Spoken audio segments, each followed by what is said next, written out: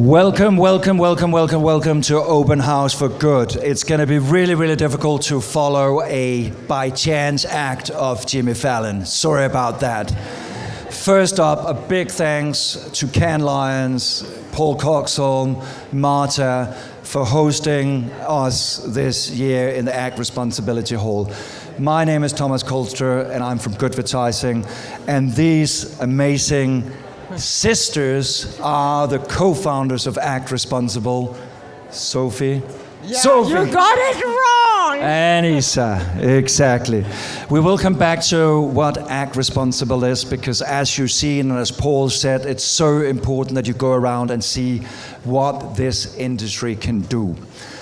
But before we kick into that, I just want to say, talking about sustainability at an advertising festival, for those who are not in advertising, might seem a bit like pitching peace at a weapons conference. We do have a significant impact on everybody's minds and behaviors. It's a $1 trillion industry. Why do we talk about sustainability? I do think it's powerful because with a big power, with big money, comes that responsibility. So I really do think that it's important we as an industry move forward. I think for too long as an industry we mirrored what happened in society. We love to jump on the latest bandwagon, TikTok and whatnot.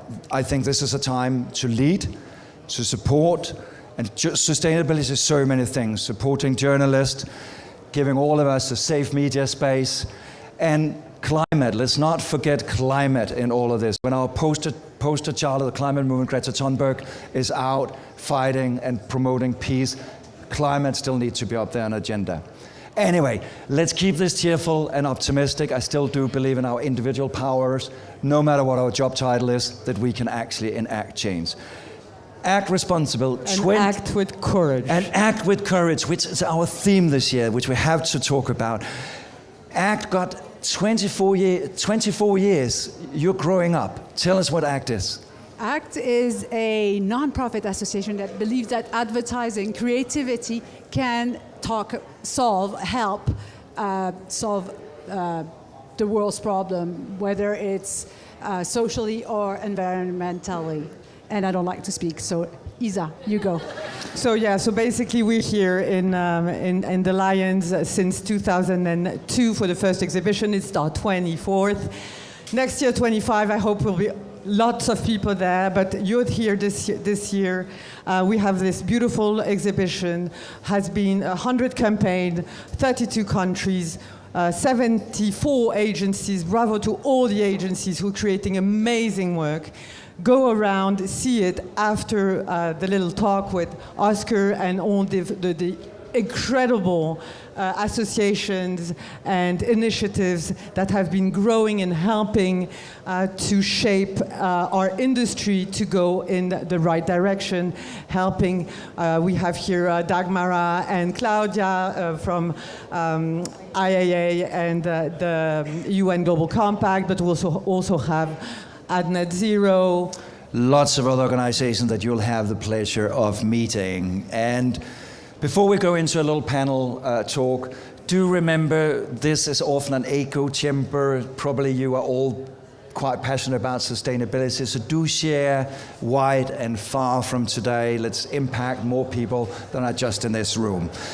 Anyways, with that being said, I really want to introduce our panel and our moderator for today's panel. Thank you, Sophie. Thank you, Isa. Give the ACT sisters a big round of applause. It sounds like a musical act, the ACT sisters.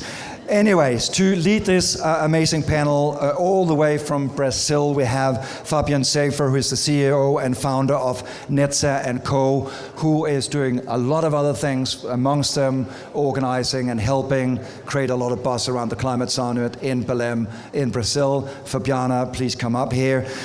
We do also joined by Andrea Monteiro, who's the executive director of Instituto-E. I'm sure we'll know more about what that is.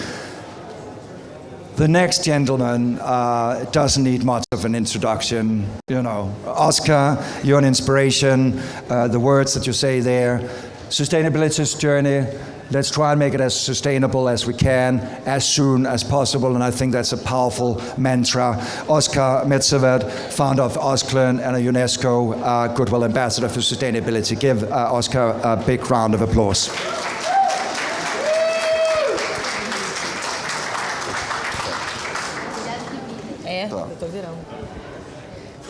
It turns.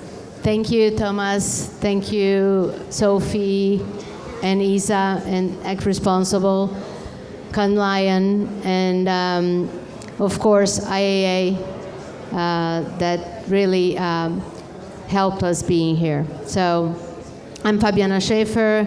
I'm the future co-president of IAA Brazil that we hope to come with us soon. And also co-chair of the Sustainability Council. So coming here is a dream come true. So we have this campaign set up long time ago, thought long time ago, but just realized now how powerful it can be. So after thanking you all for being here, I'm passing on to Oskar to explain to you what's the magic behind this T-shirt that we're wearing, and there's over there as well. Oskar. Well, first, of course, I'm very honored to be here, invited by the International Advertising Association, by NETSA, and with this opportunity that Cannes Lion is giving to us creatives to talk more deeply about sustainability. My work is through fashion because it's my platform to use. But the vision I had the chance to have to understand sustainability still in the 90s, it helped me to, let's say in a way, envision what this transition we are living this moment in the planet about sustainability. In the 90s, when I could understand what sustainable development is, that's very important, I like to say, is, yes, we, global society, we can use the nature resources to develop economically if we keep them the same or better for the next generations. This is a concept that brings totally a new paradigm change for the new, it was in the 90s, for the 2000s. So I became an optimist about preservation in nature. As all of us, we are related and we want to respect, we want to change. This gave me a vision, and I said, I want to be one of the protagonists of this changing. I want to be part of this movement that was going on. And my platform was, I worked as a physician at the time, and Osklen was a little adventure, my brand. And fashion is a great platform to bring the concepts of sustainable development on environment, on the social impact and cultural changes. Fashion, we, as other creative minds here, companies, from brands, we have the opportunity to talk to society using our best, I would say, knowledge, experience, talent, that is to seduce society, to listen about a brand, a project, a service. So we have this opportunity to use our platforms through creativity to transform the society behavior, like art, like music, like theater, like the cinema, like literature. We have this opportunity.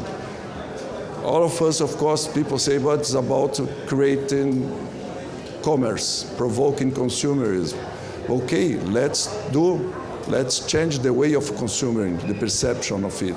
We have to help the companies as a creative minds and with the ideology of sustainability, with the concept of sustainability, with philosophy of it, to change, to propose to the companies how we can change internally the thinking of our companies and projects. The T-shirt is very symbolic. When I was invited to come here and told you and Dagmar, had the idea of doing the most sustainable T-shirts in the world. Of course, it's a concept. Many T-shirts, sustainable T-shirts we have around the world, of course, and I hope we can have more and more and more. But the idea, I love the idea because I know what we have behind on the supply chain of a simple T-shirt. A T-shirt is one of the most simple pieces of the fashion industry. It's simple, but it has the strength of, well, first of all, to communicate. When we wear a T-shirt, we are putting in our chest something we believe, something we want to be part, something we want to show the other ones what I stand for. This is a strength of a T-shirt. We have the Peace and Love T-shirt from the 60s. It's so, we are living a new moment. We don't need to have peace and love all this. Or maybe now we need a lot again, sorry. I'm talking about the last decades. But bringing in the same spirit the sustainability. We are nature. We are nature. It's not us and nature. We are nature, to understand that way. Because in each part of the supply chain of doing a T-shirt, you have to understand how the cotton is being planted, how it's going to be the supply chain changing for a sustainable one or another. I choose to do this one for us in recycled cotton. It looks so simple, recycled cotton. But the meaning of recycled cotton is that the amount of energy and the amount of water and the less amount of pesticides and occupation of lands. It's huge. It's huge. So I just explained what is the supply chain on behind. It's huge. And the second thing, I did bring our project from the Amazon with nature oil from a kind of tree, the copaíba. That helps when you do work with cotton. It's very necessary in the production, a lot of washing, and washing with chemicals. So if you change for something that's nature, and even it's something that comes, for example, from the Amazon, and helps communities there on this plantation, helps economically, it's what we bring for you. And our idea is watch always for the supply chain. Try to work on that, because that you have a huge transformation and much more, a great storytelling. Because the contemporary luxury, from my point of view, the contemporary coolness, for me, it's what we have behind a piece of any product that we develop in the 21st century. Thank you. And Andrea, can you tell us a little bit about more Instituto-E and everything? Yeah, just to complement what Oskar was saying, what we do inside Instituto-E, which was founded by Oskar Metsavaht, is we go inside the supply chain. So the choosing of these raw materials and the creation of them and the transformation of them into product is something that we provoke ourselves to doing every day. And while we were talking, that was so beautiful about this invitation and this provocation that the IAA and the NETs they do to us is that we are here at CANI. We're talking with different industries. We're talking about communication. We're talking about creating movements. And the bottom line is what we do as Instituto-E is we created our own methodology. And our methodology was created from practices, because Oskar's concepts, he did that on practice inside his platforms, and Osklen was one of them. And with our own methodology, we're able to understand that sustainable development is not only, of course, about fashion, but actually it can work in any kind of industry. All we have to do is take the first step, understand what are the causes that we're related to, understand and that every decision that we make has impacts, positives and negatives. From the moment that we wake up to the moment that we go to work, to go to school, we go to college and everything, we make decisions. So us as individuals, as consumers, we need to think that everything that we choose to do has impacts, and we consume. That's the bottom line. We consume content, we consume messages, we consume products, and if we choose to consume something, and if we choose to create some kind of message as marketing, as communication, in any kind of industry that provokes people to think sustainable development, that's halfway done, and that's actually kind of a mission, right? We do this in Instituto-E, we do this at Osklen, I know Netza does it, and the provocation and the beautiful about this is we can do it together. So that's that creates strength. I think this is the inspiration, and this would be like a final message. Take this message away, that go and inspire more people. The T-shirt, as Oskar said, is our outdoor. And the whole point is, let's talk about sustainable development. Let's understand. So can we say this is an invitation for our? Yes. Okay, We are so living a you're moment. invited. It's about collaboration. We all have great projects here, but we are alone, very vulnerable against the huge system. We are a counterculture minds here. We have to act in a courageous way. We have to come. We have this, we understand it about, we know what we need, and we know how to transmit through our creative minds, our creative companies, and etc.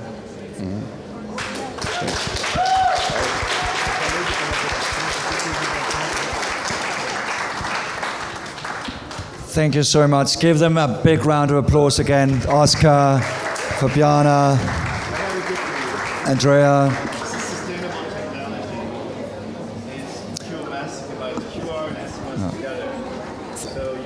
If you can go that side, please. Thank you. Thank you so much. Thank you. Thank you, Oskar. Thank you. What wonderful words. We are nature. And I think no matter what is written on our job titles, we are also humans. And we do have an amazing capacity to create change. But whoever has been in this change business for a bit of time, or if there's something you want to change in your own life, it can be a very, very lonely battle.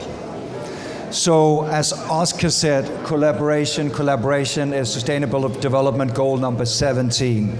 And one of the things I'm very proud about in our industry is that from a small little force of individuals, I'm seeing a growing movement of very, very different organizations supporting very, very different causes.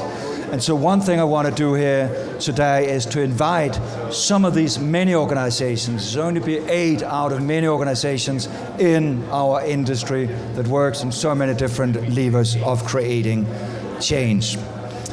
Before I invite them on stage, and while they slowly make it up on stage, so do come and join the 8 organizations, come and join here in the background while I do a little bit more talking. Thomas, we need to move the table. It's not an easy world we live in today. We are faced with multiple challenges, old narratives, old power structures. So it's almost like we forget this amazing ability to vote. What should advertising look like? Act Responsible give you an amazing opportunity to go out and vote for the ads out here that you see, feel, represents you the very most. So I will really encourage you to go and vote. There is some forms, papers being shoved around, and also do get in touch with anybody running around with a little Act Responsible t-shirt on. Anyways, as you can see, we have, I'm going to count here, 1, 2, 3, 4, 5. 6. 5 amazing individuals. Yes, there we go. My mom would be very proud that I learned how to count. Very, very proud. So anyway, the thing is here, all these wonderful organizations work on so many really, really tough issues. So each of them will get a little opportunity to present what it is that they do, the solutions they provide. And wholeheartedly, I encourage you to go and meet with some of these people, ask them questions, ask how you can support, ask how you can get involved. This is really the opportunity to do so. Anyways, I'm just going to start from the top of my paper, and you can step forward, and then we're going to do a quick mic round, okay? So first of all, we have Lisa Baker from Creative Ladder. A big round of applause. Hi, everybody. I am apologizing in advance to whoever has to hold this microphone after me because it's very hot and I am very sweaty.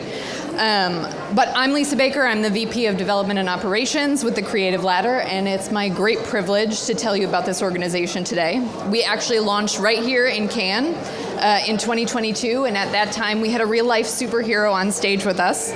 Alongside Ryan Reynolds, the Creative Ladder was co-founded by our current CEO, Deanna Dorsey, who's here, and former Adweek editor David Greiner.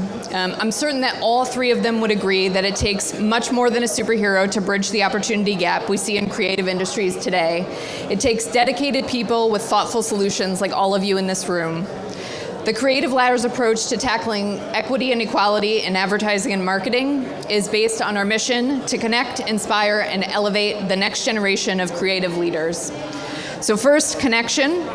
We bring together early and mid-career professionals, our rising leaders in the first decade of their career, through in-person and virtual events. So they have a supportive community and they feel like they're no longer just the only in the office or the only on their Zoom call. These are brave, safe spaces where attendees can be themselves and find like minds, sounding boards, and sometimes lifelong friends. Second, inspiration.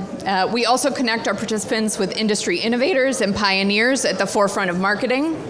Our participants can have transparent conversations with these leaders that they wouldn't get anywhere else. It's a brief peek behind the curtain to see what it takes to be at the top of your game, but also a chance for our rising leaders to see the real human, empathetic side of leadership. On an even deeper level, we set up mentorship opportunities and match mentors and mentees with intention so that not only are the relationships inspirational, but they're providing practical skills, coaching, and feedback. Finally, elevation. When we surveyed them, more than 80% of industry leaders across the board said that they'd never received leadership development or training before being promoted to a leadership role. So by equipping our rising leaders with leadership opportunities, like our 6-month virtual Rising Leaders Academy, our leadership boot camps, or our virtual self-leadership and well-being series, we're making sure that this next generation has the tangible tools and skills to lead with intention and with empathy. In our first 3 years, we've supported nearly 7,000 rising leaders, both in person and virtual. And I hope you'll join us as we empower the next 7,000 and the 7,000 after that. By connecting rising talent with forward-thinking employers, a network of peers, and tangible skills, we're shifting the makeup of leadership in advertising, marketing, and creative industries one career at a time. Amazing. Well done, Lisa. Thank you so much. I think it was Paulus or somebody else who said if I had more time I would have written a shorter letter, but fantastic. You open up the ball. It's so many things to be passionate about, so thank you for sharing that. Could you please give our elected government leaders a little bit of an insight into passion and leadership with purpose? Anyway, next organization here, sorry about that, is Jake Dobbins, who's been on this journey for a very long time. Jake is from the Conscious Advertising Network. Jake, welcome. Thanks very much, Thomas. So Conscious Advertising Network is 190 global brands, advertising agencies, but civil society groups that effectively are trying to drive accountability and transparency through the advertising supply chain. Oskar was talking about the fashion supply chain. The advertising supply chain is infinitely more complicated. Shit tons of people are making a lot of money from the attention that they are gaining from all of us. The attention that they are gaining from all of us, the scale of the advertising supply chain, and the opacity of the advertising supply chain. So just a very quick example of that. One of our global members actually asked their supply chain, how many websites are we on globally? They refused to tell him, so he hacked into his own system, found out he was on 280,000 websites globally. No way to audit that. They were on climate denial sites, hate speech, they were on child sexual abuse material. They were literally everywhere across the bad part of the internet.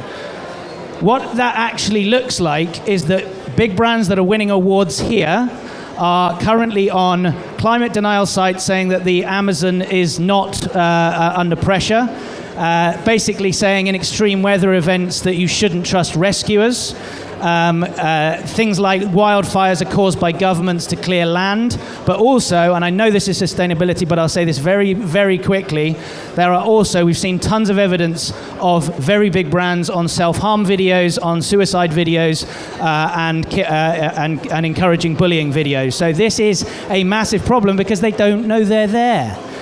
So the actions that we're asking for is to drive transparency through the advertising supply chain. Ask better questions. Everybody has the right to know what their supply chain looks like, okay? Ask better questions, drive transparency through it. Like the fashion supply chain, everybody should know what they're looking at. And then just finally, we have this global initiative for information integrity on climate change with the Brazilian government, with the UN, with UNESCO. We're talking about that on the Friday as well. So yeah. Basically, take responsibility for the transparency of your supply chain. Thank you. Fantastic, Jake. I think it also speaks to the fact that sustainability is just not environmental sustainability. It's across all the 17 SDGs, touching humans and planet as well. To one of the more, from one of the long-term non-profits to a organization that might not need as much introduction is the United Nations Global Compact, and we have Claudia Kerwald to talk about the important work they do in embedding sustainability in business. Claudia, welcome. Thank you, Thomas. Hi. Thanks, guys. Oh, amazing. Well, thank you so much for being here. So my name is Claudia Kerwald. I'm head of marketing for the UN Global Compact. And for you, of course, I'm sure a lot of you are familiar with the UN. For those of you that are not familiar with the UN Global Compact, we're the world's largest sustainability initiative. We have 20,000 companies that have engaged with us. There are currently, and actually we're hoping to mobilize more companies to embed sustainability into their core strategies and operations. And traditionally, we've worked with CEOs and chief sustainability officers. But what we realized was that unless we get the whole C-suite engaged, we're not going to make much progress. So what we've done is we've kind of gone on this journey in the last year to engage the CMOs and marketing leaders in what we're calling, and what we're launching this week, the CMO Blueprint for Sustainable Growth. So to tell you a little bit more about the CMO Blueprint, which hopefully after this you guys will come and visit our Evergrow greenhouse. The CMO Blueprint simply is a practical guide with action steps for CMOs to go from intent, because there's good intentions, but to go from intent to meaningful impact. And the goal is that they will actually embed sustainability in the way that they're growing their businesses, in the way that they're building their brands, they're innovating for the future, as well as the way that they're engaging consumers. So 3 things that we're hoping to deliver through the CMO Blueprint. 1, it's a framework, principles-based framework, really based on global best practices, with 10 case studies that really feature key brands that are actually already doing this. The second part is an industry benchmark. So, of course, what you measure matters. And so we want to create an industry measure for brands that we can track year over year. So we're launching it this year at Cannes. And our goal is to release the results at the UN General Assembly in New York. So if you guys are going to be in New York in September, we invite you to come and be part of it. And then the third component is an ecosystem of resources. And our goal there is to really start collaboration with different thought leaders. So we have over 80,000 pieces of content around different thought leaders, so credible, best-of-class organizations that have been working in this space around sustainable marketing. So a lot more to say, but we want to encourage you to come chat with us afterwards in the Evergrow greenhouse, where brands go to grow and prosper, and we'll share more about the blueprint. So thank you for being here. Thank you so much, Claudia. 23,000 companies. Sometimes, and sorry to say, Claudia, sometimes the UN can come off as a very big distant organization, but the fact is 40% of members are SMEs. So if you're out there and you're not representing big business, you do have a chance to work with the UN on these very, very important initiatives. And I'm very happy that you're doing the CMO blueprint for the marketing industry. It's very much needed. Next up, we have Open Chair, Suhanna Gordhan. Give Suhanna a big round of applause here. And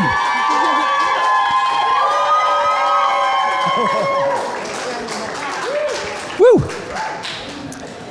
When I walk into a room that carries meaning, the first thing I do is look around for other women, especially women of color. And the first thing I notice is the open chairs.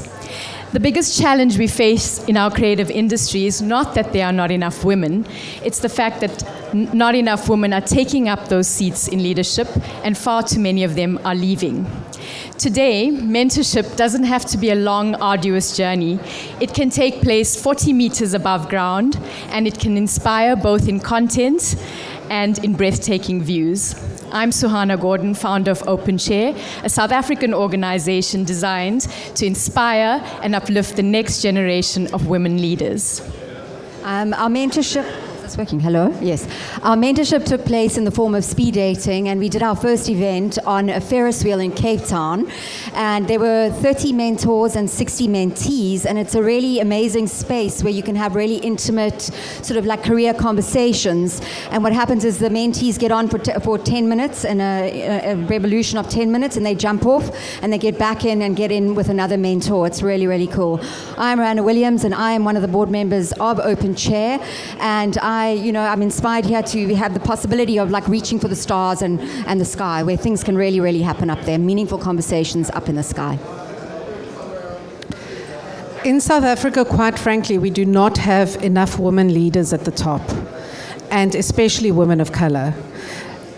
If we're lucky, we could probably count about 10, but in last year's creative rankings, in the top 20, there wasn't even one woman. This problem is not unique to us, but our job is not to convince people to hire more women. Our job is to mentor women to stay in those positions and to get the careers they deserve. I'm Alina MacDonald, Open Chair board member, and we'd like to share a dream we have. Can we go to slide 2 on our presentation, sorry, just to give you an idea of how it all works.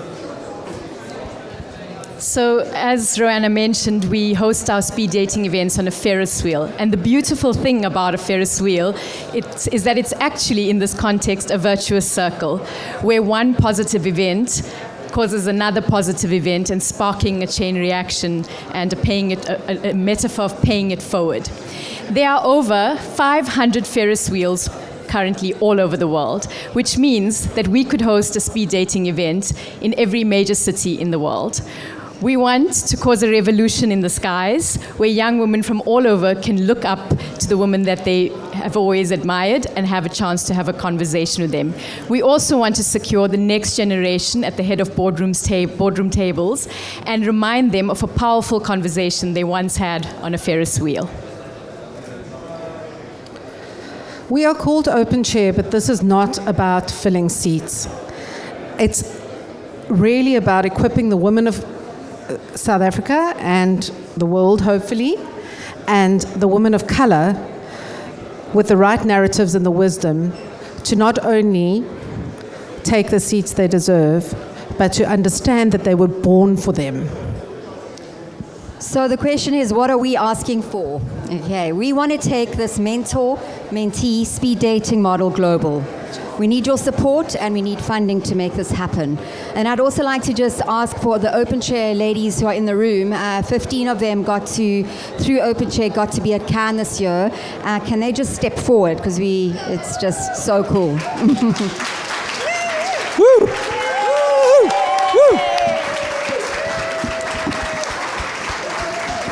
Woo!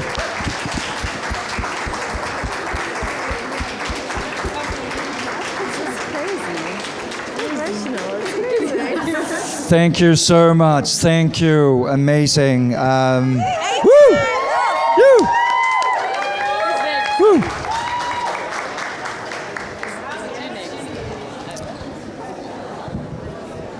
I think this really does represent how many things we as an industry are battling with, inherent things outside the industry that we can influence and that we really have to change. Our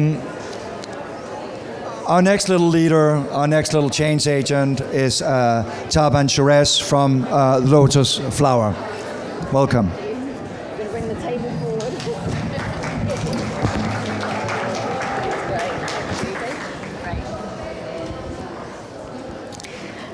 At the age of 4, I was 30 minutes away from being buried alive, held prisoner with my family by Saddam Hussein's regime during the Kurdish genocide.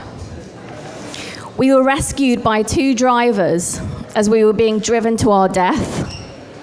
Those 2 drivers risked their lives in taking one action, and by doing so, they changed the course of my life. 39 years later, we are still witnessing a world that is on fire with injustice. We witness unimaginable things daily through our phones. It's easy to feel really powerless. And no one person can put out these flames. That's why now more than ever, collective action is needed. 10 years ago, I founded the Lotus Flower, my charity. And we're no strangers to putting out fires. We work in some of the world's most hostile environments to support women and girls after conflict. We know that women are some of the most powerful change makers and agents of change.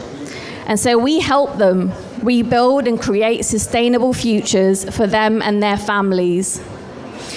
In 10 years, we've managed to change the lives of 91,000 women and girls. So I know it's possible. I didn't come from wealth. I didn't come with a ready-made network of connections to help me. As a refugee woman of color and a single mother with living with an invisible disability, I carried the barriers on my back, but also inside me a fire that said, I can make change happen. I learned early on that if we want real change, then we need to act. Not one day in the future, not when it's convenient, but now. Because sustainable change isn't a campaign to talk about, it's a commitment to act on. So how do we do it? Well, we know that sustainable change is about creating an ecosystem to support each other and create shared resources. One built on mutual responsibility and care. One where we don't compete, but we complement each other. It's a recognition that we each are critical part of the chain. And in that chain, we commit to supporting those ahead of us, but also those following us behind. So how can you help? Gender equality is one of the world's biggest raging fires. And in every corner of the globe, women and girls are being stripped of their rights and facing multiple barriers. This is at the heart of the work that we do. So how do we work together to fight this fire? We need collaborators and co-creators to help build this ecosystem. And you're most probably wondering, what's this ecosystem going to look like? The ecosystem will unlock resources and share them with hard-to-reach communities around the globe. It offers a direct bridge to those who need it most. When people say resources, what do I mean? Well, I'm talking about your expertise, your skills, your mentorship, your pro bono hours, your partnerships, and of course, financial resources. Can you, as an individual or organization, commit to one action today? And come and talk to me or Jess and think about how you can help and be part of this ecosystem. The world really needs your expertise and your passion. I'm living proof that changing one person's story can really change the world. So please come and talk to me and Jess to find out more. And also you can scan the QR code if you can see it and connect with me on LinkedIn. We really, really want to come back to Cannes 2026 and give everyone something to talk about so we can measure the impact. Thank you.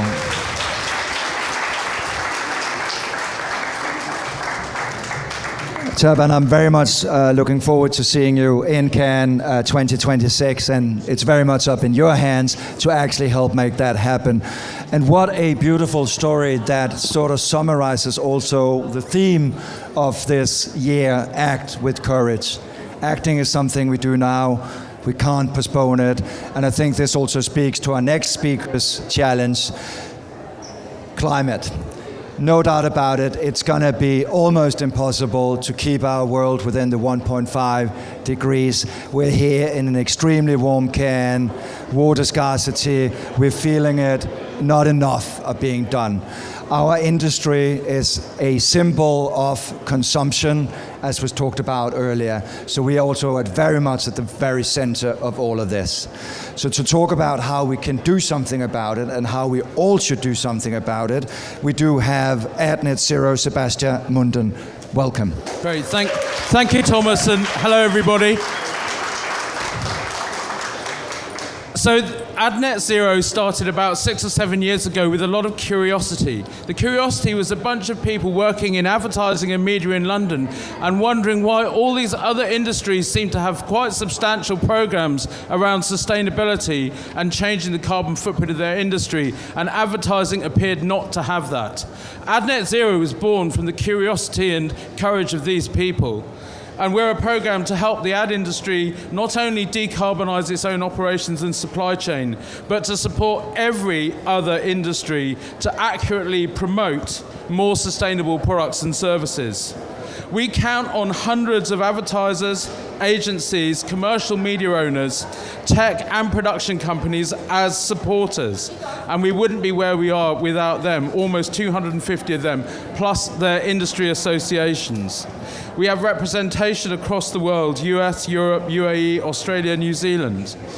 Our 5-point action plan is intended for climate novices to try and simplify the challenge and break it down into manageable parts. It's actually turned out to be quite enduring for people who've gone quite a long way down the road in conceptually kind of dividing the problem up.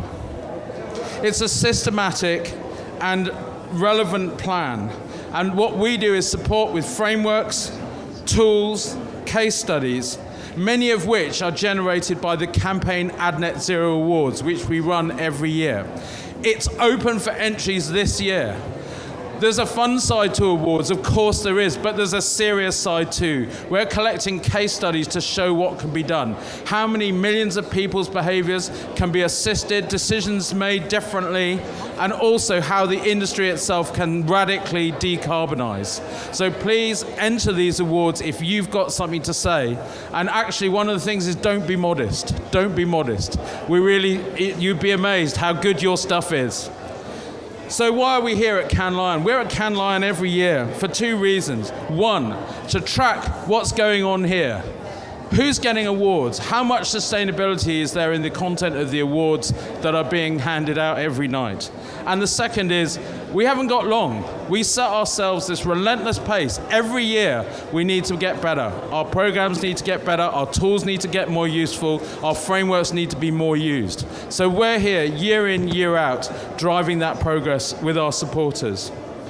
Lastly, this year is no exception. And this year, we're very proud to announce the next iteration of the Global Media Sustainability Framework. The carbon footprint of media is more than half the carbon footprint of the entire ad industry. And therefore, we're very pleased to be working with over 100 contributors across the world to reach some kind of consensus. It's a mix of Socratic and Darwinian process. We get to the formulas, and what's exciting this year is, in fact, not just the formulas, but starting to make it practical to fill those formulas with real numbers from real companies, so that we can actually calculate the carbon footprint of media plans, and these can be acted on. So we're very pleased to be here, and thank you for this initiative. Thank you, Sebastian.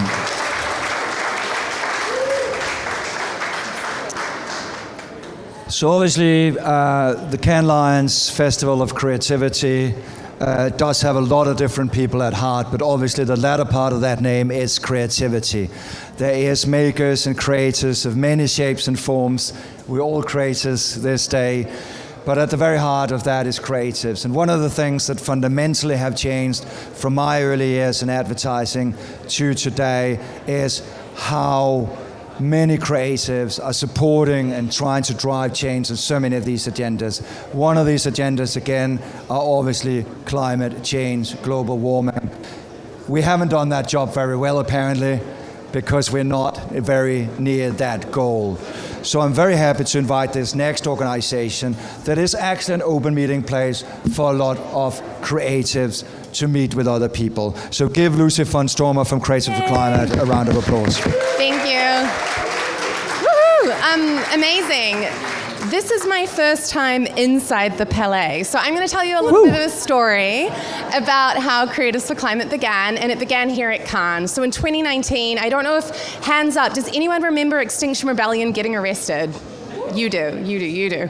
So I was not intending on building a nonprofit foundation called Creatives for Climate. I was just attending for my first time. I just started a shiny little impact consultancy, and I ran up to one of the arrested rebellions and people, and I said, "Oh my God, I love what you're doing. I want to support it." And they looked me in the eye and they said, "You know who's going to slow down change? Consultants looking to solve this problem." And I had a real reckoning moment, like, oh my God, how willing am I to step into collective action with others? Creatives for Climate has come a far cry from that, but I did go home in 2019 and I started the Creatives for Climate Summit, where it was a sold-out event. Today we're over 6,000 direct members. We've been growing. We're in 90 different countries. You've probably heard of us by now. And after 5 years of exploring, like, what can creativity do, and responding directly to this call for collective action, and that's what we're about, we've built a UN-backed program. So I'm really proud to tell you that we're the largest and also most diverse network of creatives dedicated to climate action. So we've got over 6,000 direct members in our free and open hub, over 90 countries, and a fast-growing alliance of ethical agencies. And I'm here to tell you today about how we've evolved from a scrappy grassroots community into a scalable institution for change. So, how we work. We're basically mobilizing and upskilling the creative workforce. Obviously, Creatives for Climate could have fallen trapped to becoming a greenwashing initiative. Good news, it didn't. We run a ton of anti-greenwash education programs for creatives joining us. We have a pledge and a commitment. One of those asks is to divest from fossil fuels. We think that's the minimum to be a Creative for Climate. We also have an alliance of ethical agencies. So these are the agencies that are mission-driven at their core. Divesting from oil and gas doesn't define their purpose positioning. They want to go beyond it. They want to innovate. They want to pioneer this new blueprint. So we're championing the indies. We're making their voices louder and stronger.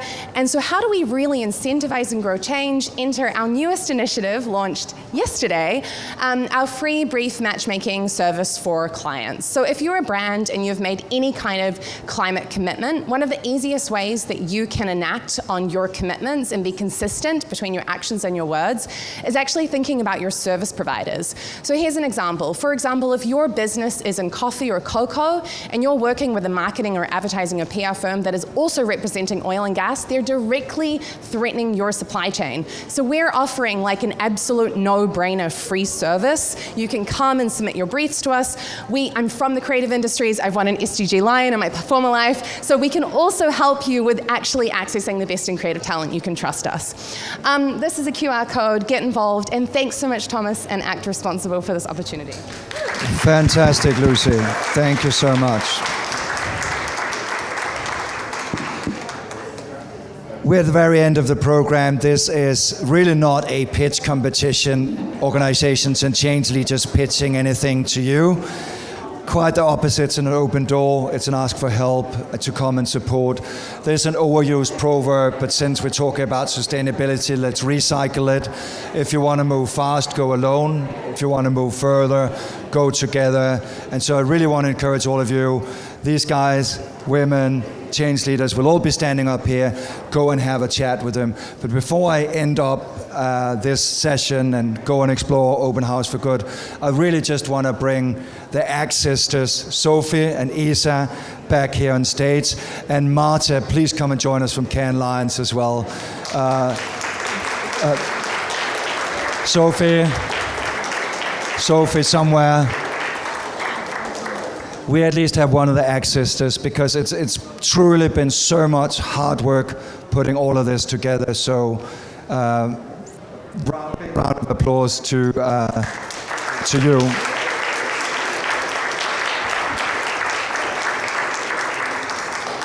Well, thank you, Thomas. Thomas is the voice for ACT, because we don't have a very good voice. We have a good ACT sisters, but we're not having a good voice. Thank you, Martha. The Lions, incredible. Thank you all for coming. This is your space. We want to keep it your space. It's your space, and you need to act with courage, as you know you all do. And we invite everyone. Sophie, can you do the clap thing? Sophie, come. You're the sister. So just be a sister. Okay. I'm sorry. I thank you all. Thank you all, because it was ACT is about being together. And it's the only way we're going to achieve anything if we want to achieve it. So thank you for what you're doing, and thank you for being here. And thank you, Martha. Okay, so I will finish up, shall I, and say a huge thank you to everyone. Thanks to Thomas for comparing. Thanks to all of you guys for doing your thing.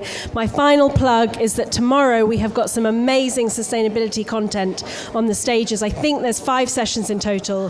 So if you've got a badge, search sustainability. It's a tag on the program, and go to at least 1, if not 2, fantastic sessions that we've got happening Thursday and Friday, including some of these fantastic speakers that you've already had. So thank you so much for coming.